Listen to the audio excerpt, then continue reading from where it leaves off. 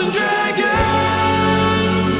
Time of magic, age of might. A band of heroes step up to the fight. Playing with powers they don't understand. Will they fuck it all up or will they save the land? Treachery, vanity, loitering and worse. They are their own worst enemies. These fuckers don't need no cause. Authors and Dragons! Authors and Dragons! Their powers combined, a group of fantasy authors take on a sadistic games master. Will they survive? Authors and Dragons! Go. Authors and Dragons!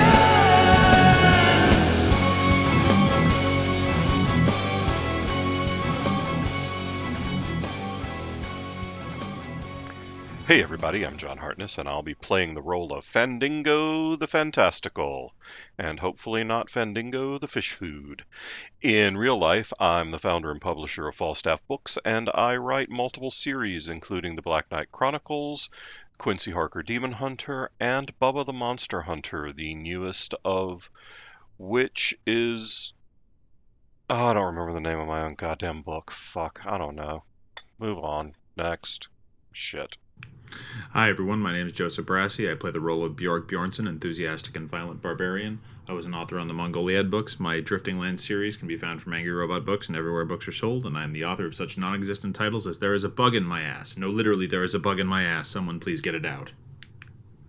Hey everyone, my name is Rick Gualtieri and I play the role of Silas Kane, the worst barbarian, yeah. The worst paladin you'll ever meet, which would, I guess, by default make him a terrible barbarian as well.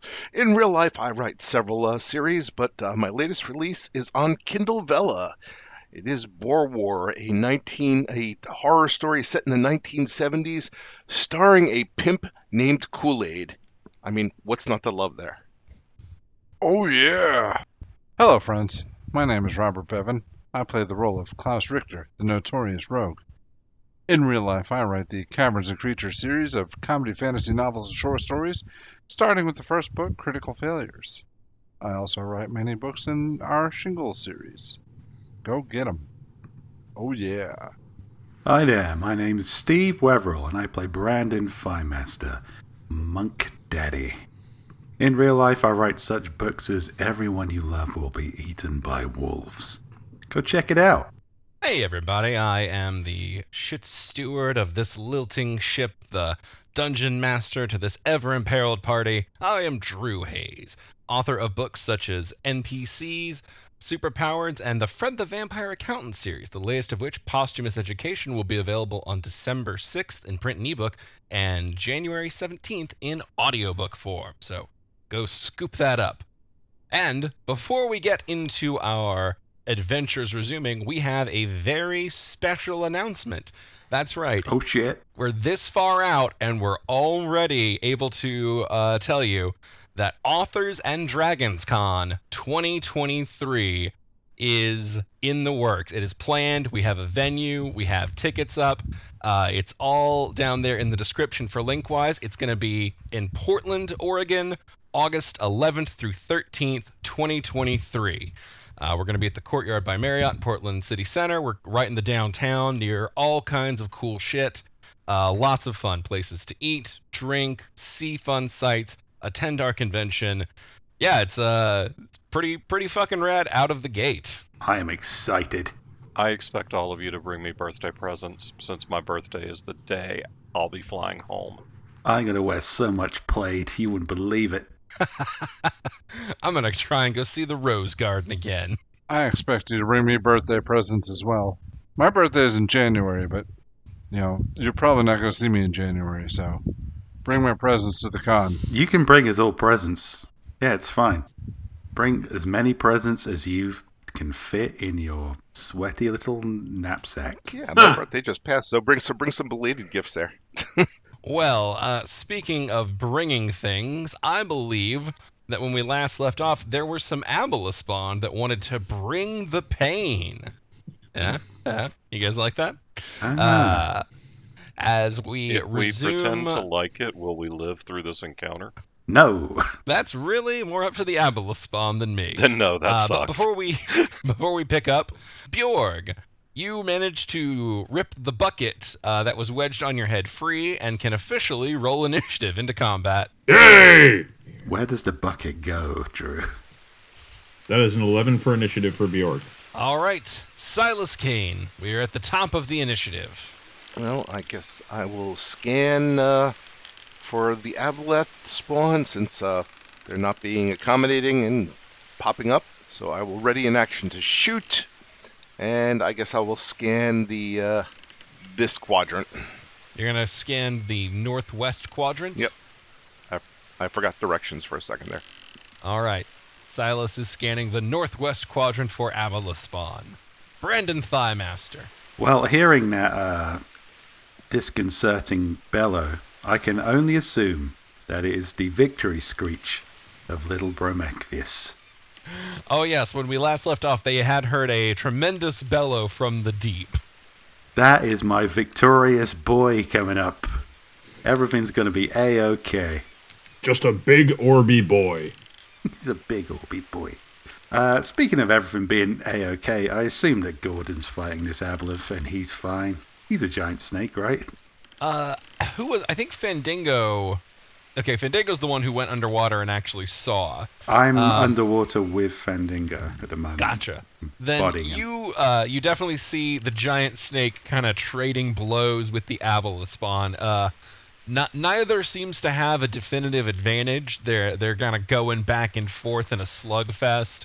He's biting and then undulating and using his weird snake body to do unarmed strikes. But yeah, they're whittling each other down. Oh no, Gordon, don't die. Otherwise, we might immediately forget that you existed. Gordon, try harder. I think that's my action. Fandango. Why did I think it was a good idea to jump in the water? Not a clue. Fair enough. You know, if you had doubts about this, you could have told me before you did it. I'm pretty sure I didn't carry you into the water. Alright. I see the Aboleth spawn that Gordon is fighting with, so I shall cast Firebolt. Okie dokie. Magic spells work as normal underwater, so I believe all you'll need is to break its AC as usual. Well, that's an 18. Yes, an 18 will hit the Aboleth spawn. For 17. Woo! Yeah, those cantrips, they don't mess around at higher levels. Yeah, they scale like a boss. Yeah, people forget, man. Those things can mess some shit up. All right, you flash a blast of heat underwater and burn the Aboleth. It does not catch fire. I know the spell has that ability, but it ain't that magical. Yeah, it is still just a cantrip. Yeah. So I do remember that I tied a rope around my waist when I jumped into the water. You did, and you had a good tie too. You had a strong survival check on that one. So I'm just going to kind of pull myself back up to the surface so I don't fucking die. Okay. We will say that since you are repelling, you can move at half speed, but there's no checks required because you can just go slow and easy. Yeah, I'm not... I find your lack of faith in me as a protector somewhat disconcerting. Just gonna put that out there. And yet completely warranted. Fandango's sort of doing spring attack. He drops, hits the water, fires a spell, uses movement to He's pull like back a up, magical drops. yo-yo. I'm doing exactly what the Aboleth are doing to us. Yeah, you really are. I'm going down, shooting, getting the fuck out of the way. Turnabout is fair play. Look at a fucking nerd learning. Well, you know, some of us can just sit there with our thumbs up our ass shouting encouragement to the giant snake, while others are forced to actually do things in combat, so... We'll see which one works. All right, well, Bjorg Bjorgson, it is your turn. All right. Damn, I had a bucket on my head last session, so I would probably have no idea. There's no like sign before these things resurface. Nope. Not that I would They know of. just pop up, fire, swim back down. Are there any? Somebody should really point out to him that they don't look like birds. Yeah, I'm floating in the water, and I can kind of point to where at least one of them is. Okay. Bjork has his boots of water walking, so that might complicate trying to go underwater. Yeah, that's very much a you problem, buddy. Oh, that's great. Bjorg remembers nothing of what happened last Oh, did I lose? last round. No, it's fine. Carry on. It's okay. You haven't checked the fan art or like the Facebook page, have you, Joe? No, I haven't. All right, that's probably the best. You're just back on the boat, and that could have happened by any means, and it's fine. All right, I'm gonna go out onto the water. Jesus thinks he's so special. Heading right there. I am now just jumping into the water. Let's jumping onto the water because I thoroughly expect that I will stand on the water. Yeah. As far as I know, you still have your boots of water walking, so you 'Kay. can move whatever your speed is.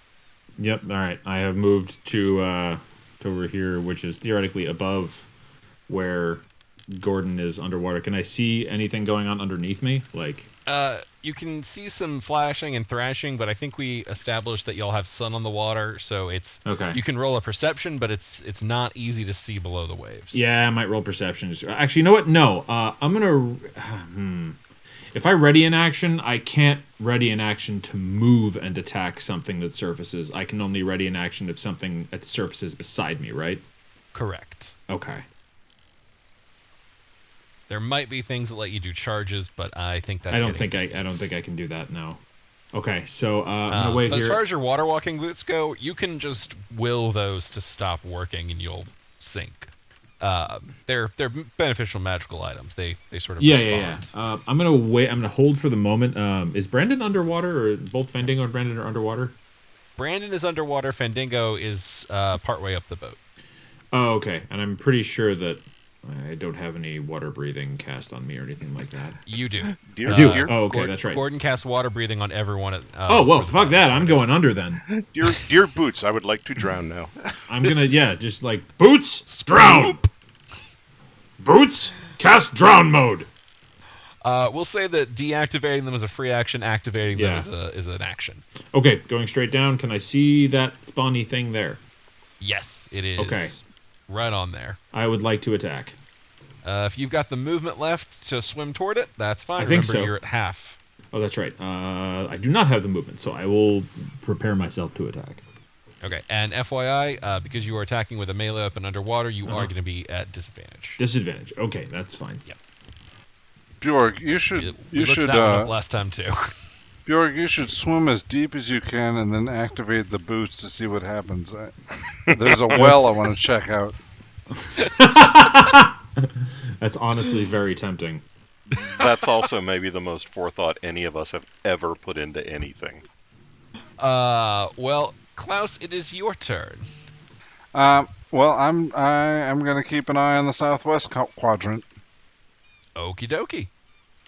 So you all have covered the western side of the boat. All right, that brings us to Gordon Skinflint, who is doing his best. Do better. I think he's out of he is out of his whatchamacallits. His flurry of blows. Out of his key point for flurry of blows. So I think all he can do is the standard. Yep, just the bite. Okay, so giant constrictor bite. He has a swim speed, so he does not take the disadvantage. 21 will hit the Aboleth spawn, and 12. All right. Gordon takes a bite out of Aboleth spawn. Attaboy. Snake. Indeed. Man. All right, so Gordon has taken a bite out of Aboleth spawn, and now it is the Aboleth spawn's turn. So,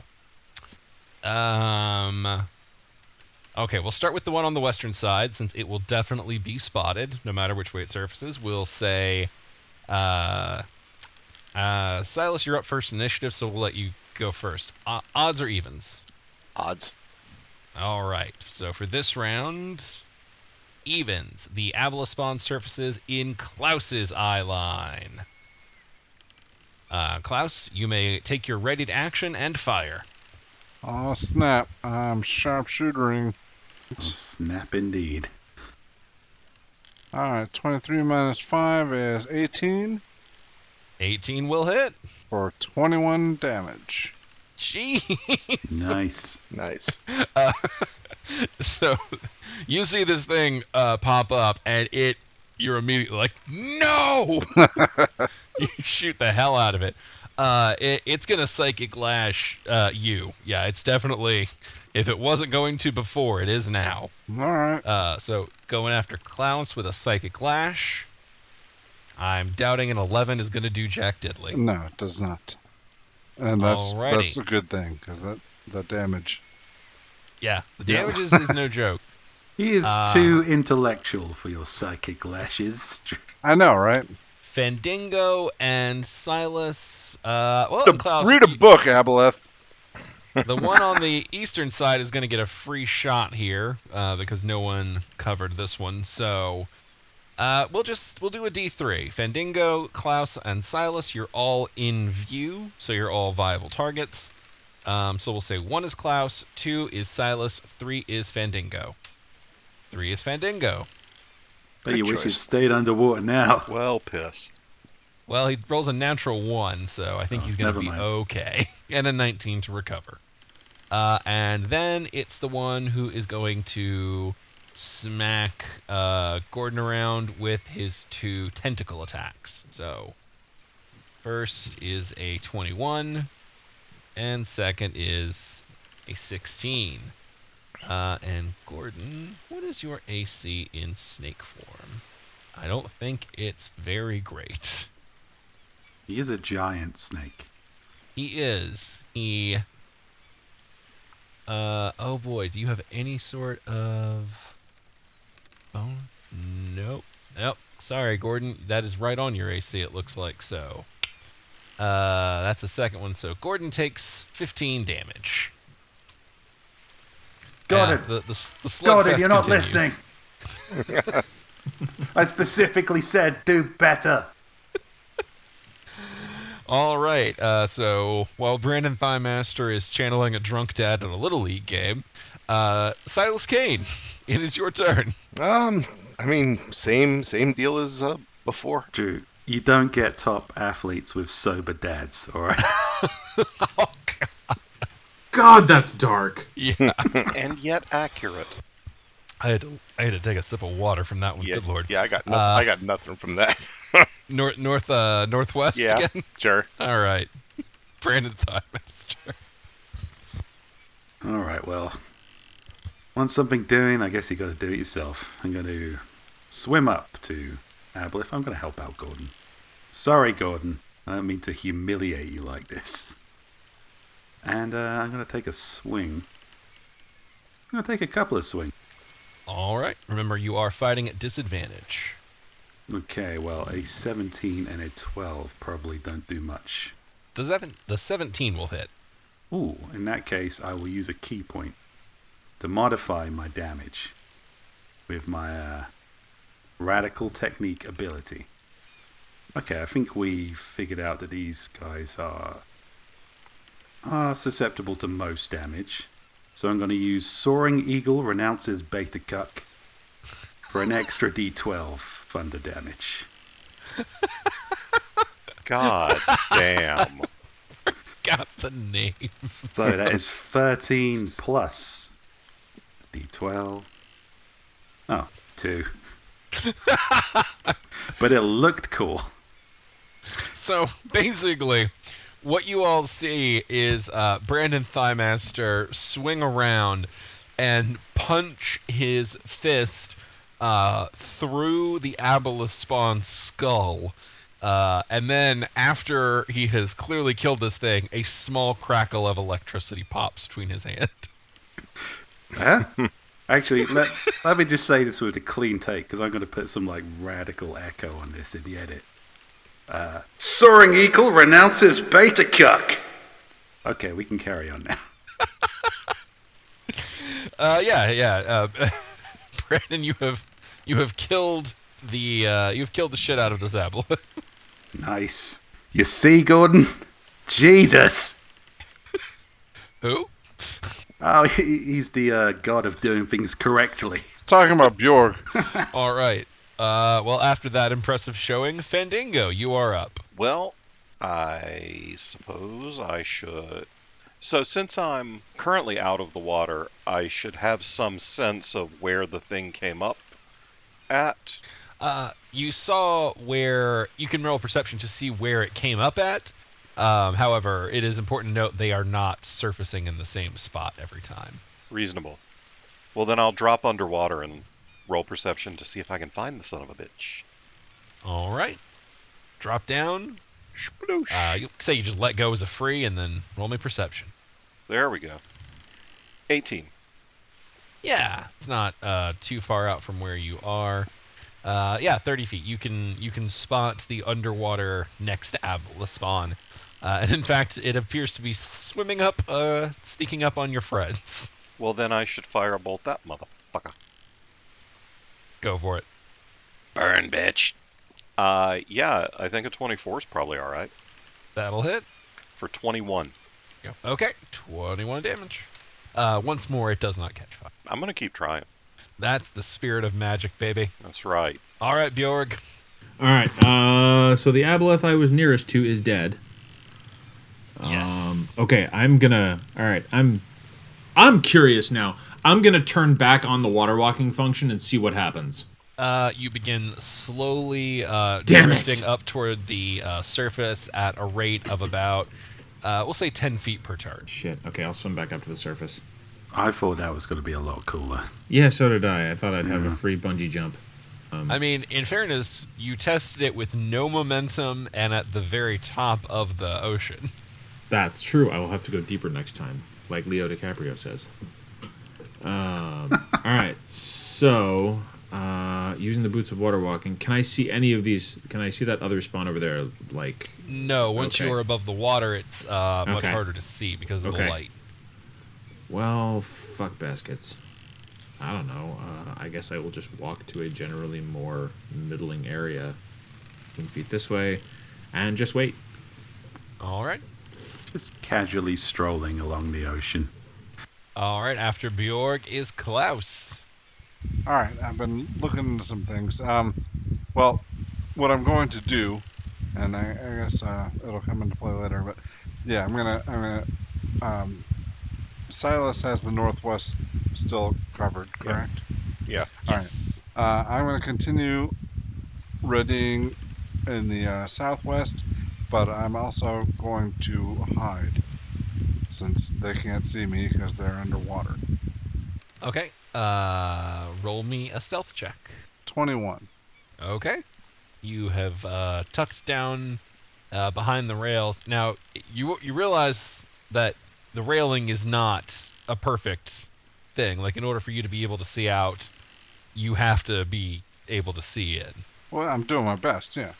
Yeah, you're doing your best, but, like, there is a threshold to what can be accomplished within this. Whatever's in the game mechanics, yeah. I mean, Yeah. Okay. I'm just letting you know, it's a good roll, but, like, you are by no means perfectly concealed. okay. Yeah, I mean, whatever their wisdom save against it is, whatever. However it works. I don't even know. I'm trying to be better at this game. No worries. Mechanically, I'm probably going to give them like advantage when if they try to find you. That's fine. I'll kick their ass. Oh, it's been nearly 7 years, Yeah. and he's trying to be better at the game. Fuck all of you! I'm making an effort. Doing good, bud. You just shot the shit out of an Aboleth spawn. Yeah, but I want to shoot the shit out of it harder. If I'm hiding and I attack it, I think I get advantage, and I can use my sneak attack plus sharpshooter plus advantage. And Why plus don't you fuck that pop up at random times and maybe you'll get lucky. That's what I do. All right. Tis what she said. It is Gordon's turn. He does not have anything to actively find that, so we're gonna go straight up perception. Oh shit! Okay.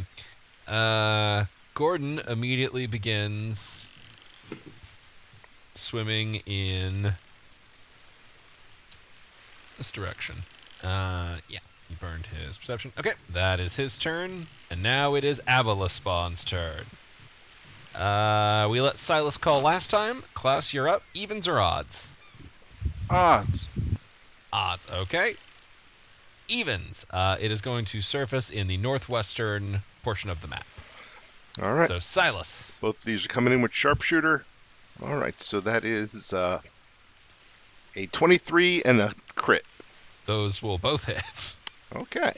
So the first one does 18, and the crit does 25. All right. You bang 2 very strong arrows into it. It's definitely going to attempt to psychic lash you back. There is no question on who it's after. Nat 20. That hits. Okay, so 21, and then it crits for 17. So that is a total of 38 psychic damage. You both crit on each other. I can't crit you. Does he happen to, like, destroy the part of my brain that's incapable of saying Toreg? Oh, buddy, I don't think you want to risk losing any more of that brain. I do love the image of just, like, the Avalith, like, bursting up and you just having those arrows locked in the hood. Fuck you! Fires for the Avalith already. Fuck you! With his... And it's back below the water. And the other one will go after, well, it's going to take out the snake, because there's a big-ass snake in front of it, and it can. So it will Psychic Lash, but a 12 is not going to do it. Okay. Silas, you are up, sir. All right. Good to go diving after this, Oh, wait, I have water breathing, right? Yeah, all of you have water breathing. Although It's been a while, firing but arrows underwater, probably not the most useful thing, right? I do believe that if you're firing underwater, you get the disadvantage. Yeah. Screw it, I'll continue to scan. All right. Northwest again? Yep. Still got that trident. Yeah, I tried it. I can't... I mean, if you just wanted to stab it. It's not magical. Just hit it. Just hit it. All right. So Silas has called his shot. Brandon Thighmaster, you saw Gordon swim off towards something. I trust Gordon's ability to be attacked by things. He's big and obvious. I'm going to follow him. Ahead of him. Do I see an attacker?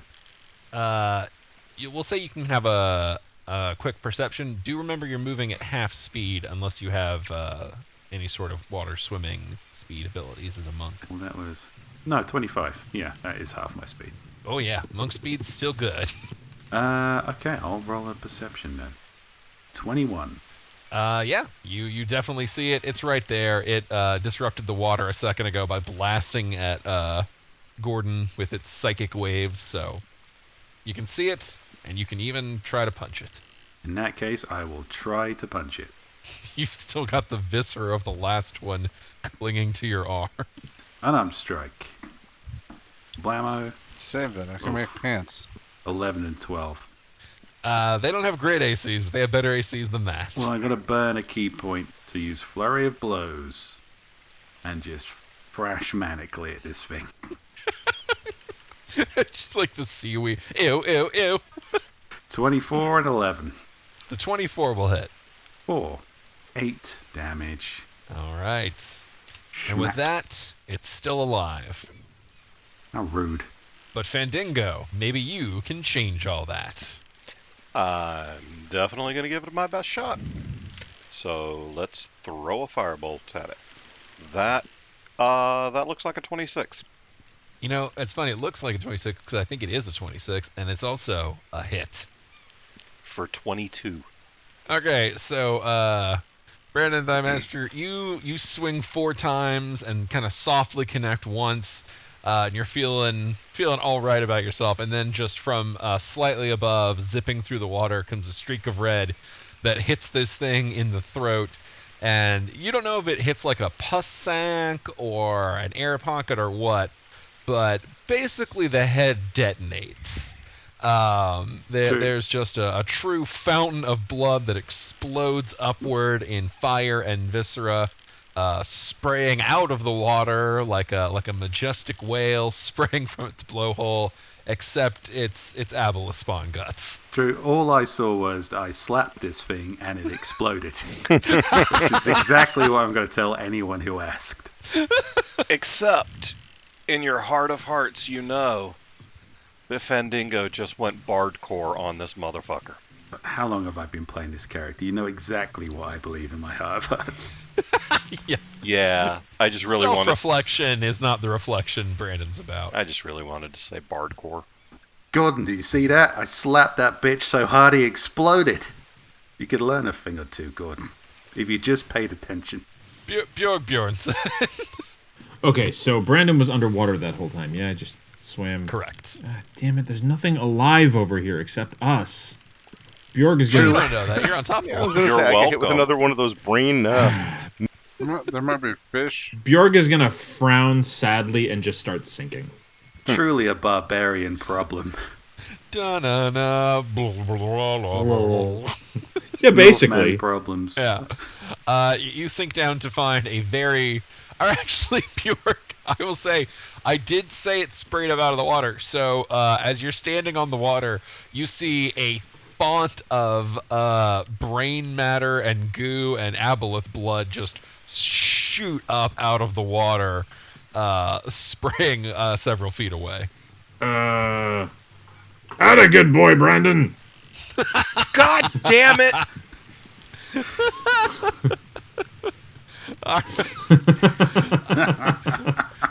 Klaus, are you going to continue to hide?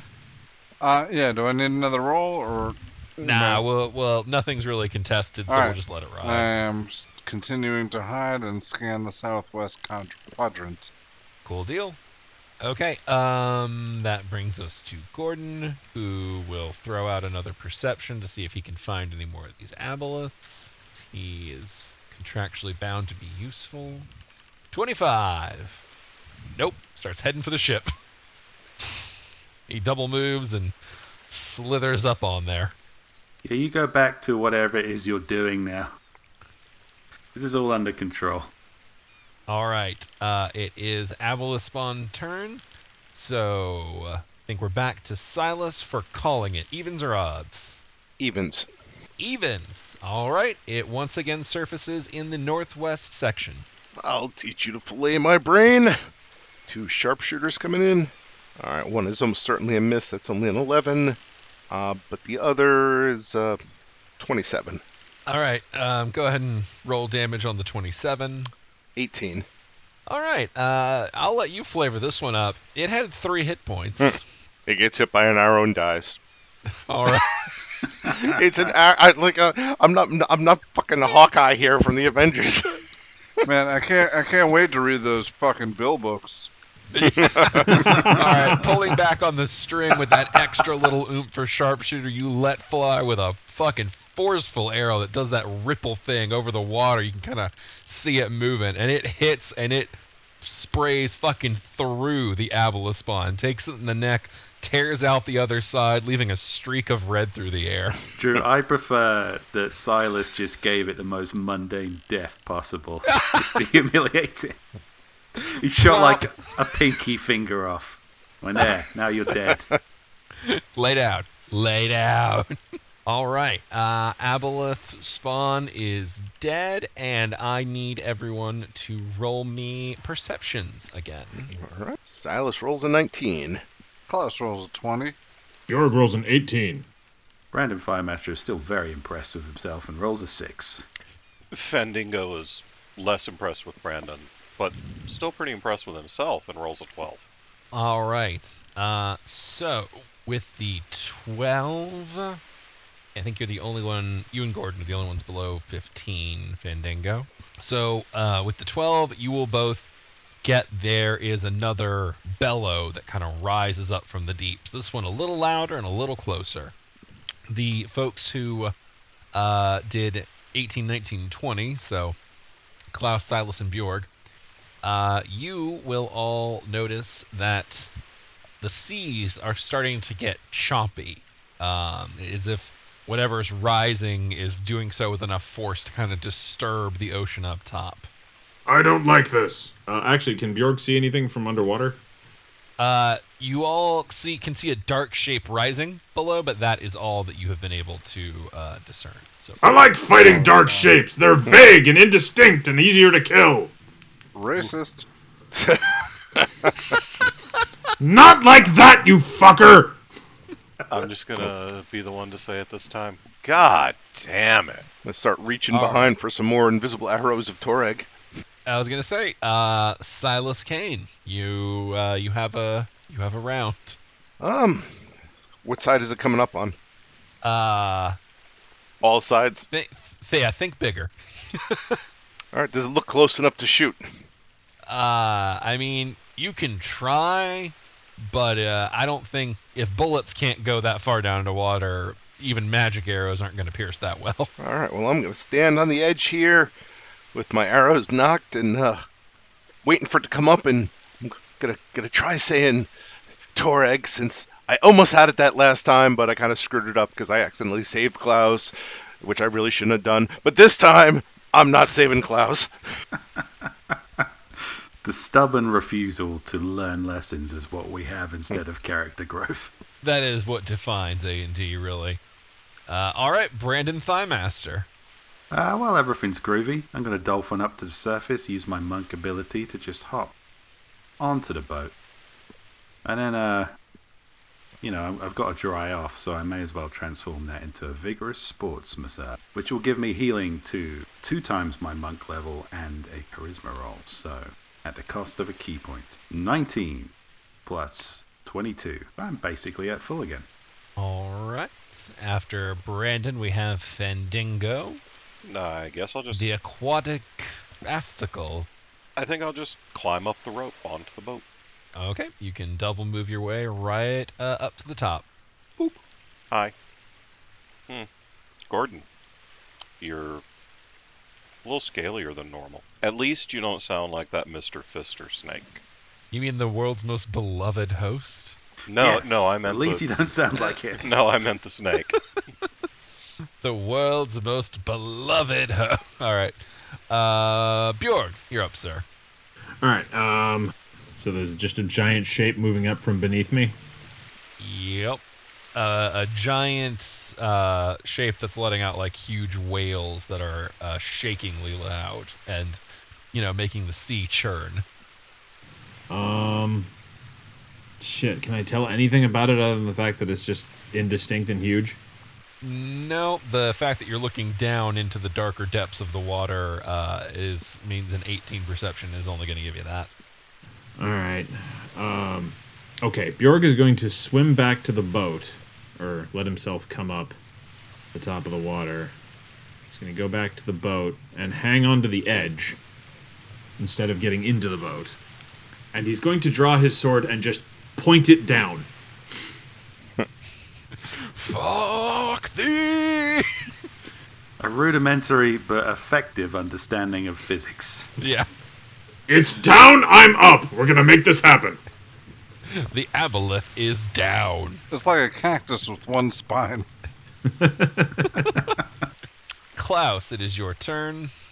Alright, I know I've been hiding, and you said I don't need to re-roll to continue hiding, but I would like to re-roll to hide better. Okay, you can change your hiding stance and necessitate a new roll. Alright, that was... what was it? Stealth? 21. Yep, stealth. Alright. Your last one was a 21. Yeah, I'm gonna go for it. Sure. Well, 19. Alrighty. That's fine. Klaus, are you hiding? Shut up! Oh, sorry. And what would Gordon do? Gordon is going to start slithering up the mast, taking sort of an opposite of Bjorg approach, getting as high as possible. Again, a rudimentary but flawed understanding of the situation. All right, the aboleth spawn are dead, but the shape begins to rise faster. Y'all don't need perception checks anymore. The water is definitely starting to churn and burst and sway. The boat is rocking back and forth. Our boy is making waves. Faster. Yes, Yeah, we're all about to die. It's glorious. I would estimate you probably have one more round if there was anything you would like to do or prepare. Come up and fight me! I will use my lay on hands and heal myself. I'll give myself 45 hit points back. Damn, that's a good lay on hands. That'll do it. So, I'll be nice and fresh for when Godzilla takes us out. I would right. like to use one of my potions of cure wounds. How much is that again? I think a potion of cure wounds is standard. I just should probably not be at half HP when this thing breaks the surface. Has anyone forgotten that we can just leave? We're on a boat Shut up, you. that goes away when we tell it. It goes where we tell it to. Whatever this creature under the water is, I think it's probably faster than our boat. 2d4 plus 2 hit points, Joe. Okay. But it's actually it's Brandon's turn. Yeah, so, do we have any bunting, or do I have time to bake a cake? For Prometheus's triumphant return after defeating the aboleth. You have 6 seconds, so... I can't bake a fast. cake in 6 seconds. I'm a little bit annoyed that Gordon's higher up than me. Again, he's a snake. I guess I'll just stand. I will stand at the edge of the boat and look welcoming. All right. Fendingo. Do I have to be at the wheel to make the boat go? Yes. I believe historically it has needed a captain at least to kick things off. Yeah. Well, that's going to take a double move for me to get to where I can make the boat go. All right. You can reach the steering wheel. You're right. Let's give our lad some space.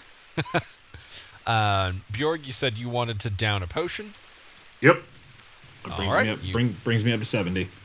Crack that down, swig it round, and that takes us to Klaus. That sounds like a good idea. I shall also down a potion. All right. What was 2d4 that? plus 2. 2d4 plus 2. Oh, gives me 7. All right, that's not nothing. And Gordon will finish his climb. It's exactly 7 away from nothing. Okay, and as Gordon reaches the top of the mast, the churning waters begin to surge and break as slowly a creature's head rises from the waves, an unholy abomination in the truest sense of the word, literally an abomination. So this is what y'all see initially, kind of surging forth, but everyone give me perception checks. It's Silas's mom. Well, yeah. I mean, yours is just a pile of bear shit. Damn! Bjorg rolls an 11. Silas rolls a 10. Well, then we could do this at the face of oblivion. Brandon rolls an 11. Fendingo gets a 25. Klaus's heart is broken. He rolls a 6. All right. Everyone, including Klaus, hears sort of spoken through the aboleth, almost as if it is a giant loudspeaker. The word salutations in Prometheus's voice. And then everybody who broke 10 can see the actual thing. So, those of you who broke 10 can notice the giant top hat that has been affixed to the aboleth's head. My boy got swole. And you can see it tilts it back and Prometheus waves from underneath. I secured the skies! So fancy. Such a fancy little boy. So if you all want to see a giant aboleth-like monster wearing a top hat, be sure to go to our Discord or our Facebook page, where we will be sharing the art from this one. Although I think that is a good pausing point for this game of Authors and Dragons. Theatre of the Mind is not going to cut this. You need to go to the YouTube. Yeah, you definitely. Yeah. I was pretty proud of this one. I've been waiting for a while to bust it out. I'm not sure if theater of the looking at this is cutting it. This is definitely some theater of what the fuck? Now I know how Lovecraft felt when he couldn't describe all the things he was talking about. It is a pretty good top hat. But we will deal with Prometheus's revelation on our next game. For now, we have been taking your questions over on the Facebook blog and our Discord, collecting them, collating, carefully sorting through, all for this moment when I ask Rick, what's a question from our Discord we can answer? Well, the first thing is our friend Lamplighter tells us, my birthday is on Thanksgiving again. Can I get a birthday fuck you? Fuck you! And the turkey, too! Fuck you! God, I really don't want that gravy. Fuck you and the cranberry sauce you wrote in on. Fuck you like a Thanksgiving turkey. What? A very happy fuck you, Lamplighter. Okay, well, let's see here. No, I'm kind of terrified to ask that one. Okay, so this one might be jumping the gun a little bit, but John, our friend Shane asks, is our next setting going to continue in classic fantasy D&D style, or are we going to branch out and try other genres for our games? I don't know yet. All right, there you have it, Shane. Thanks for wasting our time. It's not going to be something like Shadowrun or Champions or something like that. It'll be a D&D game. I'm just not sure what setting we're going to drop it into. Well, our friend Chef Named Jeff asks, how do you want your characters in the current campaign to die? I'm fairly sure that Brandon Firemaster cannot die. At least that's what he believes. You know, I almost feel like the best end for Bjorg is, either throwing himself into the maw of some horrifying monster, or just wandering off into the wilderness, never to be seen again. Prefer the Hello Beastie ending. I mean, neither of those are good.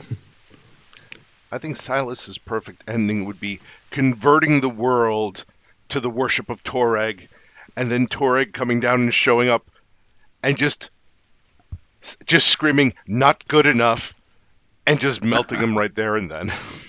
Oh, you'd love that. I think that Fendingo wants to die at a very, very advanced age, murdered by a jealous spouse. His own jealous spouse.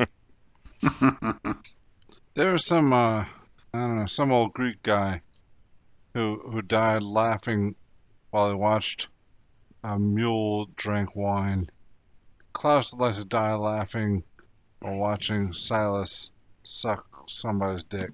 I was convinced you were going to say that Klaus was going to die masturbating to a mule drinking wine. No. I was going to say watching a mule take a shit, or then I thought I was going to say watching Silas suck a mule's dick. Yeah, I really thought the suck a mule was going to come mule's back around. No, all right. I said somebody's. It could be the mule. It's probably the mule. Oh, that would be a glorious ending for Klaus.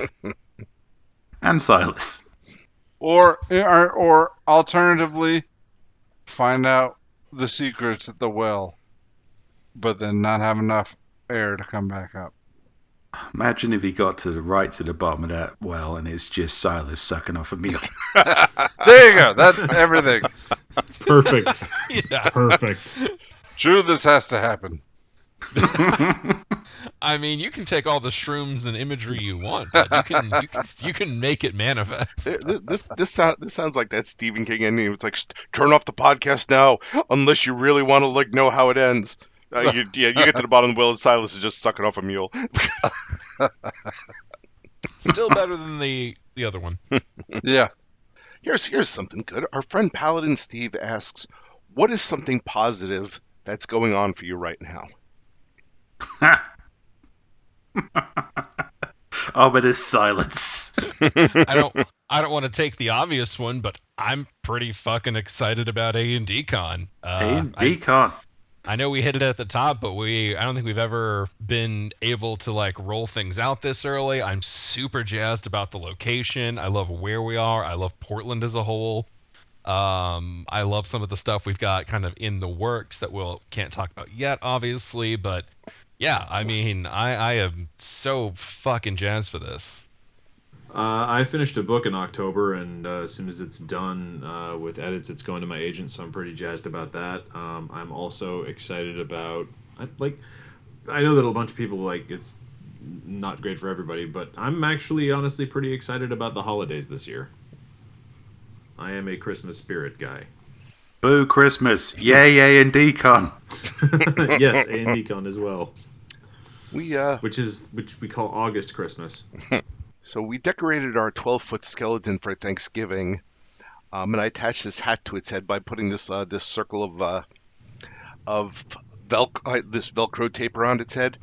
And it rained really heavily this week, and it knocked down all of those Thanksgiving decorations from the skeleton. But it left up the headband of Velcro, so now it just looks like it got back from the gym. So now your skeleton is a douche bro? Yep. Awesome. Every time I walk outside, I can imagine it going, dude, do you even CrossFit? You need to give it a faux hawk and a shell necklace. I got a cyst removed from my back, and it wasn't as expensive as I thought it would be. Hey, That's positive. take the win. Mm. I'm working on a book, and I don't hate it in the process of writing it, which is really, really uncommon. I can't tell you anything positive happening to me. It's too filthy. No, I'm joking. God. I'm an incel. I'm looking forward to A&D Con August 11th in Portland. We were talking before the podcast. I may have hit upon a book idea that can get me cocaine yacht money. So that's a positive. That's always a positive. Enjoy Drew while we got him. Soon he will sink on a yacht made of cocaine, never to be seen again. That's the way I want to die, motherfuckers. He got so cocained up on his yacht that he became convinced that the yacht could actually float despite being made of cocaine. And now there's a bunch of coked up sharks in the water as well. Never did cocaine until he was on the yacht that sank into the water. And then, of course, it dissolved into his skin. And he basically, you know how Sandman got created? Kind of the same thing. Anyway, everybody does Drew now.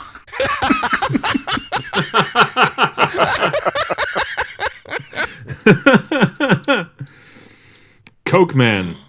All right, that seems like a good time to transition over to the Facebook for some questions. Okay, yeah, let's start with this one.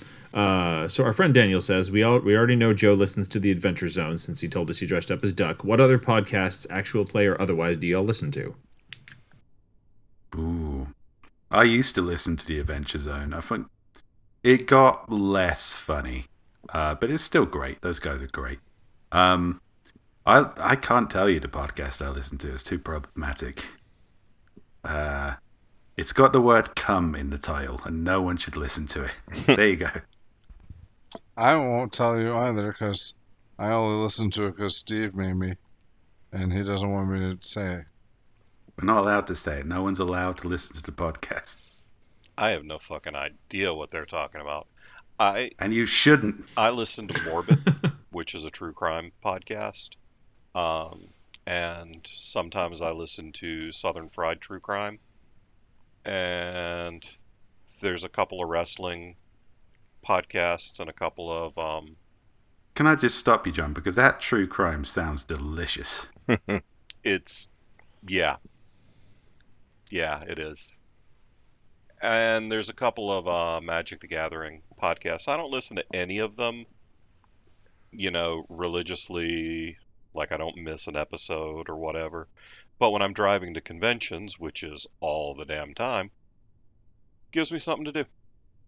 Yeah, I mean, I listen to Kryptonaut. I've mentioned that before. I listen to Monsters Among Us. John listens to True Crime. I listen to like cryptid podcasts. I like Kryptonaut. That was a good one. Have you ever listened to Arcane Carolinas? I've heard it once or twice. I mostly listen to podcasts in the car, and I'm not in the car usually long enough to listen. Yeah. I think we've used a good chunk of my podcasts for our Mimic Chests, which, if you're not on the Patreon, is where we take the format of other more popular podcasts and take a whack at it. So, if some of these are ones you like, then don't forget that we have done ones for, How Did This Get Played, or just Get Played as it's known now, which I do still listen to. I've also checked out their spinoff, Get Animated, since they're going through Chainsaw Man. That's been pretty fun. Relatedly, Doughboys I still enjoy. I've been fucking around with the name of it, Podcast The Ride, and where was the other one I had been listening to? Oh, Still High and Mighty. I think, it's worth mentioning, if you're not a patron and you haven't listened to the Mimic Chest, it is some of our more, occasionally, maybe the most hilarious things we do. You should definitely check out the Mimic Chest. It's the best podcast on the internet, I'm not going to lie. But, not to overpromise. Let's see here. Our friend Nelson asks, what is the worst Thanksgiving food? We do this every year, but it never gets old. Yeah, I feel like there's a long-standing thing we have. Your mom's We've ass. addressed it. Any of the gluten-free shit my sister-in-law cooks? Bevan, I was going to say that was the best Thanksgiving food. It depends on whose mom we're talking about. Oh, I was picturing... never mind, let's go. I'm not a fan of cranberry sauce myself. Sweet potatoes can get fucked in pretty much any form or fashion. All I'm going to have for Thanksgiving is an empty plate, and I'm just going to draw the words "fuck America" and mustard on it.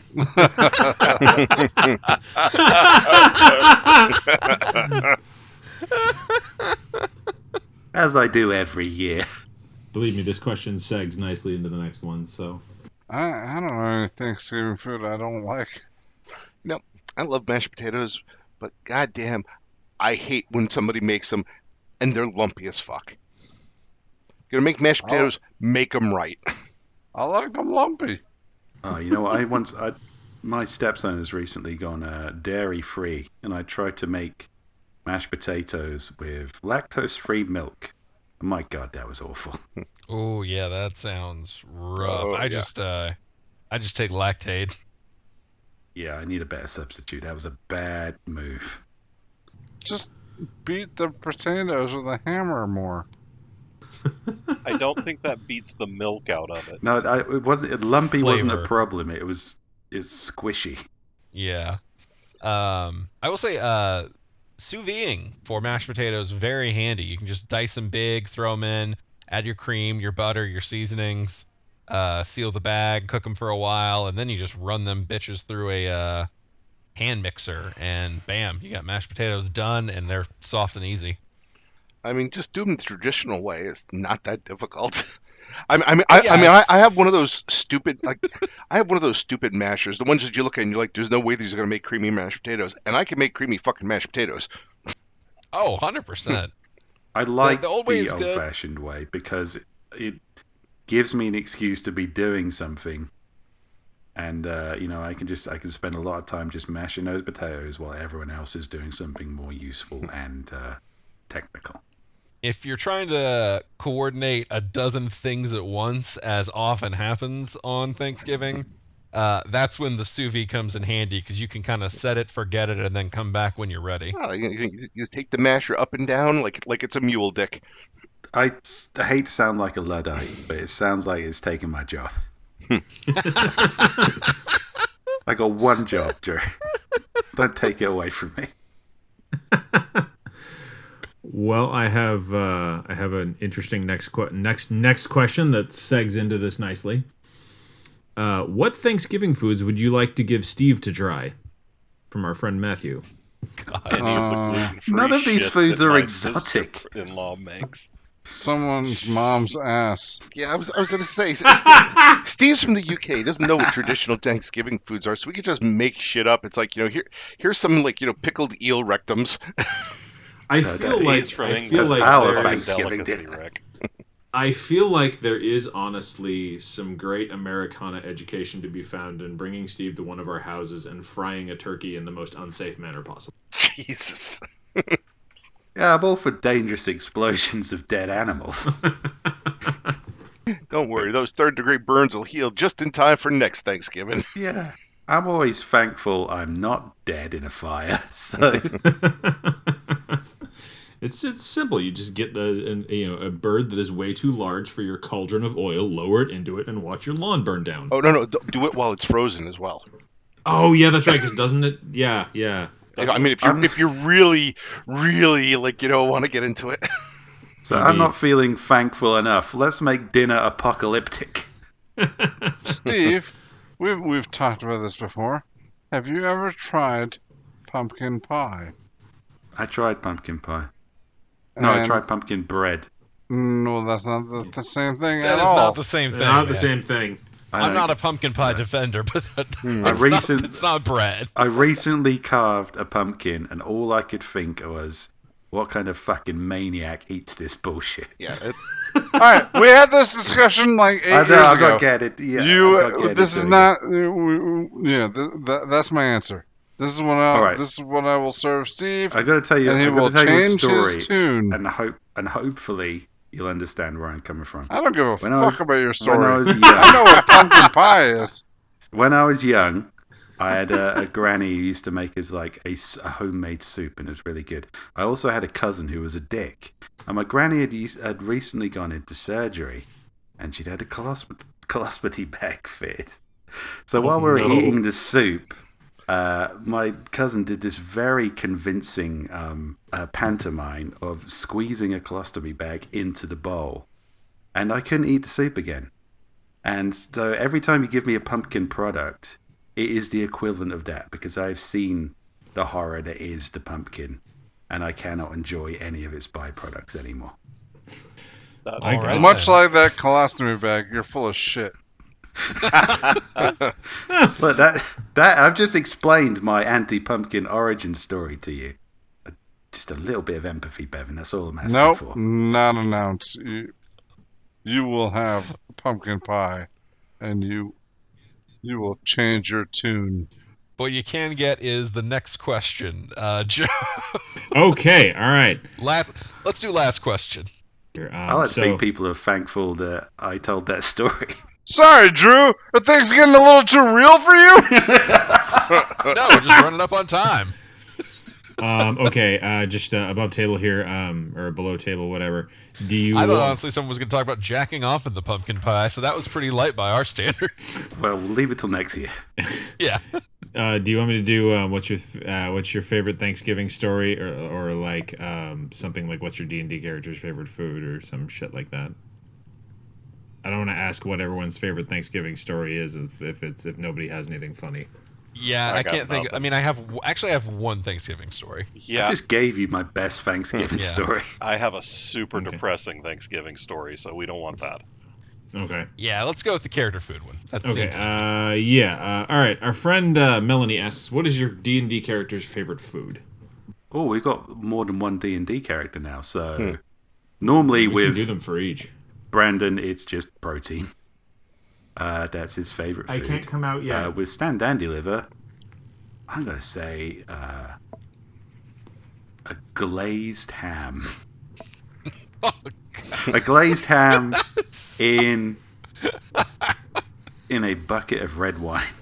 It's a delicacy where he's from. I'm pretty sure that given the party, Jorser can provide the glaze. I just told you the story of how he ruined pumpkin pie for me, John. And Now you've ruined glazed ham. I can't red believe wine. Glaze went unruined for you for this long. And, real. you won't know. I'm gonna say that for Bjorg, it's honestly probably gonna be some big haunch of some recently killed beast with like a big tub of mead. And in the case of Cal, since we're doing more than one character, I've decided it's whatever lichen is on the tree that he just. I was to say, I think Silas is the same as Brandon, a bucket of Torag semen. It's pure protein. I mean, yeah. Oh God. Gotta get them egg whites. Oh God damn it! Klaus is the fantasy equivalent of Bud Light. It's a fantasy setting. You can get Keystone Light again. I think if you tune into the James, there is a fantasy equivalent of Bud Light. I'll have to catch up on that. For Metallicazam, I would say normal human food. Perfectly normal human food.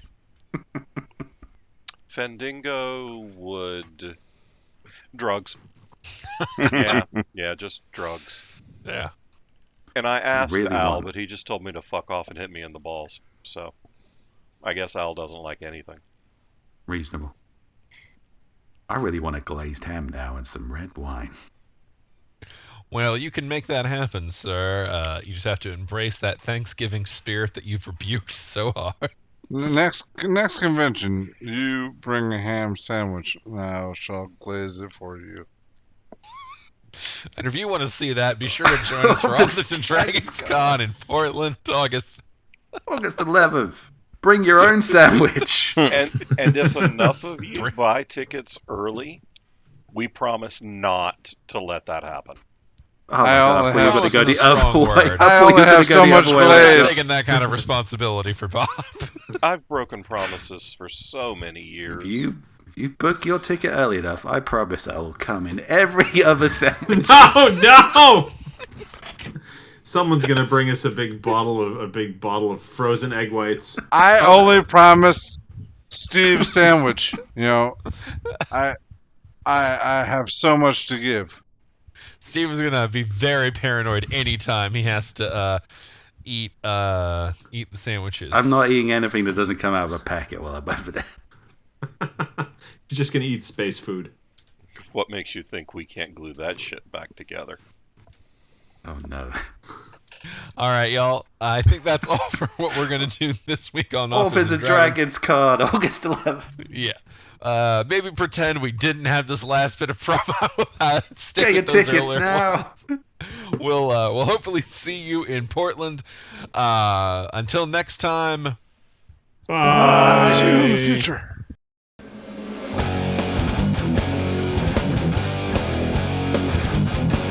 Authors and Dragons is brought to you under a Creative Commons license, meaning you are free to share this material so long as credit is given to those who created it, which is us, the people you just heard play the game. Opening and closing themes performed by the Gore Core 4. Authors and Dragons!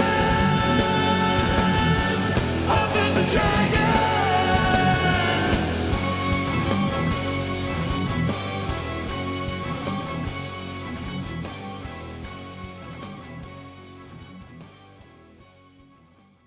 Shut up, you.